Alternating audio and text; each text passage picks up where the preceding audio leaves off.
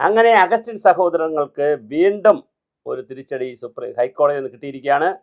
അവരുടെ കേസ് കൃത്യമായി മുട്ടിൽ മരമുറി കേസിൽ അഗസ്റ്റിൻ സഹോദരങ്ങളെ ഹർജി വിചാരണ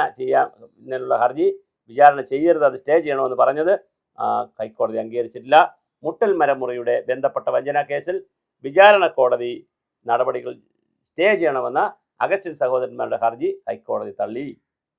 ഹൈക്കോടതി പറഞ്ഞത് പറ്റത്തില്ല, അത്തരം ആവശ്യങ്ങളുമായി വേണമെങ്കിൽ വിചാരണ കോടതിയെ തന്നെ വീണ്ടും സമീപിക്കുക, അല്ലാതെ വിചാരണ നടപടിയിൽ നിന്ന് വിട്ടുനിന്ന് റോജി അഗസ്റ്റിനെയും ആൻഡോ അഗസ്റ്റിനെയും ജോസൂട്ട് അഗസ്റ്റിനെയും ചോറ്റാനിക്കര മജിസ്ട്രേറ്റ് കോടതി വളരെ വിശദമായി രൂക്ഷമായ ഭാഷയിൽ വിമർശിക്കുകയും ജാമ്യമില്ലാ വാറണ്ട് പുറപ്പെടുവിക്കുകയും എവിടെയെന്ന് കാണിക്കാൻ റോജി അഗസ്റ്റിൻ മാധ്യമങ്ങളെ വെല്ലുവിളിച്ചു. എന്നാൽ മുട്ടൽ മരമുറി കേസിലെ നടപടികൾ വയനാട്ടിലെ വിചാരണ കോടതിയിൽ പുരോഗമിക്കുകയാണെന്നും അതിനാൽ മരമുറിയുമായി ബന്ധപ്പെട്ട വഞ്ചനാ കേസിൽ ചോറ്റാനിക്കര മജിസ്ട്രേറ്റ് കോടതിയിലെ വിചാരണ നടപടി നിർത്തിവെക്കണമെന്നും ആവശ്യപ്പെട്ടാണ് അഗസ്റ്റിൻ സഹോദരന്മാർ ഹൈക്കോടതിയിൽ കൊണ്ട് കേസ് കൊടുത്തത്, എന്നാൽ ഹർജി കൊടുത്തത്. അപ്പോൾ ഹർജി നോക്കിയിട്ട് ആവശ്യം തള്ളിക്കൊണ്ട് അത് പറ്റില്ല, നിങ്ങൾക്ക് എന്ത് ആവശ്യമുണ്ടെങ്കിലും നിങ്ങൾ ചോറ്റാനിക്കര വിചാരണ കോടതിയിൽ തന്നെ പോയി അവിടുത്തെ നിങ്ങൾക്ക് വിചാരണ നടന്ന അതേ കോടതിയിൽ പോയി ആവശ്യം ഉന്നയിക്കണം, അത് അവർ നോക്കട്ടെ, കുറ്റങ്ങൾ വായിച്ച് കേൾപ്പിക്കാൻ നിങ്ങൾക്ക് ഹാജരാവണം ഇന്ന് തന്നെ എന്ന ചോറ്റാനിക്കര മജിസ്ട്രേറ്റ് കോടതിയുടെ നിർദ്ദേശം അഗസ്റ്റിൻ സഹോദരനും ജോസ് അഗസ്റ്റിനും കൂടി അവഗണിച്ചു.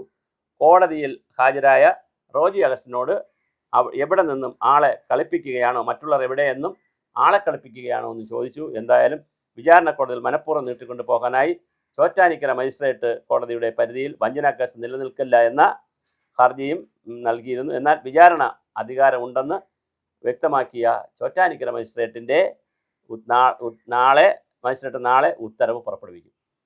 അപ്പോൾ തീർച്ചയായിട്ടും ഇതിന് ഉത്തരവ് വരുന്നു എന്ന് വീഡിയോ കോൺഫറൻസിലെ വിചാരണയുടെ ഭാഗമായുള്ള അഗസ്റ്റിൻ സഹോദരന്മാരുടെ അപേക്ഷയിലും കോടതി നാളെ തീരുമാനം അറിയിക്കും. ഇത് സ്റ്റേ ചെയ്യണോ അല്ലെങ്കിൽ മുമ്പോട്ട് വിചാരണ ഇല്ലാതെ മുമ്പോട്ട് പോകണോ എന്നുള്ള കാര്യം ഇനി അടുത്ത ബാൾ വീണ്ടും ചോറ്റാനിക്കര കോർട്ടിൻ്റെ മുകളിലാണ് വന്നിരിക്കുന്നത്. എന്തായാലും കോടതിയിൽ പുറത്തിറങ്ങിയ റോജി അഗസ്റ്റിൻ തങ്ങൾക്കെതിരെ ജാമ്യമില്ല വാറണ്ട് പുറപ്പെടുവിച്ചിട്ടില്ല എങ്കിൽ ധൈര്യമുണ്ടെങ്കിൽ കാണിക്കാനും മാധ്യമങ്ങളെ വെല്ലുവിളിച്ചു. അതേസമയം 2 വട്ടം കോടതി പരാജയത്തിന് പിന്നാലെ പ്രതികൾക്ക് ജാമ്യമല്ല വാറണ്ട് പുറപ്പെടുവിച്ചിട്ടുണ്ടെന്ന് ചോറ്റാനിക്കര മജിസ്ട്രേറ്റ് കോടതി ജില്ലാ കോടതി വെബ്സൈറ്റിൽ നിന്ന് തന്നെ അത് വ്യക്തമാണ്. അപ്പോൾ വ്യക്തമാണ്, കാര്യങ്ങൾ വളരെ കൃത്യമാണ്. കോടതിയിൽ അറസ്റ്റ് വാറണ്ട് ഉൾപ്പെടെയുള്ള കാര്യങ്ങളുണ്ട്. നാളെ തന്നെ കുറ്റപത്രം വായിച്ച് കൽപ്പിക്കുന്ന തീയതിയും കോടതി അറിയിക്കും. അന്ന് പ്രതികൾ നിർബന്ധമായും ഹാജരാകണം. എന്തായാലും മുട്ടിൽ മരമുറി കേസ് ഭരണമാറ്റത്തോടുകൂടി വളരെ വലിയ രീതിയിലേക്ക് മാറിപ്പോവുകയാണ്. റിപ്പോർട്ടർ ചാനലിനും അതിനനുസരിച്ചുള്ള പ്രതിസന്ധിയിലേക്ക് അവർ പോകുന്നു. മരമുറി കേസ് മാത്രമല്ല, മെസ്സിയുടെ കേസിന് ഒരെണ്ണം കിടപ്പുണ്ട്. മെസ്സിയെ കൊണ്ടുവരാമെന്ന് പറഞ്ഞ് മറ്റൊരു കേസ് കിടപ്പുണ്ട്. അപ്പോഴാണ് 2020 കാലഘട്ടത്തിലെ പാവപ്പെട്ട ആളുകളുടെ വീട്ടിൽ നിൽക്കുന്ന റോസ്വുഡ് മരം, അതായത് ഈട്ടി മരം വേണമെങ്കിൽ മുറിക്കാം, ആ വീട്ടുകാർക്ക് ഉടമകൾക്ക് മുറിക്കാമെന്നുള്ള, കർഷകർക്ക് മുറിക്കാമെന്നുള്ള ഒരു ഉത്തരവിൻ്റെ മറവിൽ ഒരുപാട് വ്യാപകമായി കർഷകരെ പറ്റിച്ച് ചെറിയ തുക കൊടുത്ത് വ്യാപകമായി ഈട്ടി മരം മുറിച്ചുകൊണ്ട് പോയി എറണാകുളത്ത് ടിമ്പർ ഡിപ്പോയിൽ കൊണ്ടുപോയി ടിമ്പർ മുതലാളിയെയും പറ്റിച്ചു എന്നൊക്കെ ഉള്ളതാണ് കേസ്. വളരെ ഗുരുതരമായൊരു കേസാണ് മുട്ടൽ മരമുറി കേസ്. അതിൽ അന്നത്തെ റവന്യൂ സെക്രട്ടറി ഡോക്ടർ ജയതിലകൻ്റെ പേരും പത്രത്തിലൊക്കെ വന്നിരുന്നു, മാധ്യമങ്ങളിലൊക്കെ വന്നിരുന്നു. എന്തായാലും ജയതിലക് റിട്ടയറായി ചീഫ് സെക്രട്ടറി ആയി. ഇനിയിപ്പോൾ അതിനകത്ത് എങ്ങനെ കേസ് പോകുമെന്നറിയില്ല. പക്ഷേ എന്തായാലും ഒരു കാര്യം ഉറപ്പാണ്, മുട്ടൽ സഹോദരന്മാർക്ക് 3 പേർക്കും ഗുരുതരമായ പ്രതിസന്ധി, വഞ്ചനാ കുറ്റവും അതുപോലെ മരം മുറിച്ച കുറ്റവും കള്ളക്കടത്ത് കുറ്റവും 3-4 കുറ്റങ്ങൾ അവർ ചെയ്തതായിട്ട് പറയുന്നു.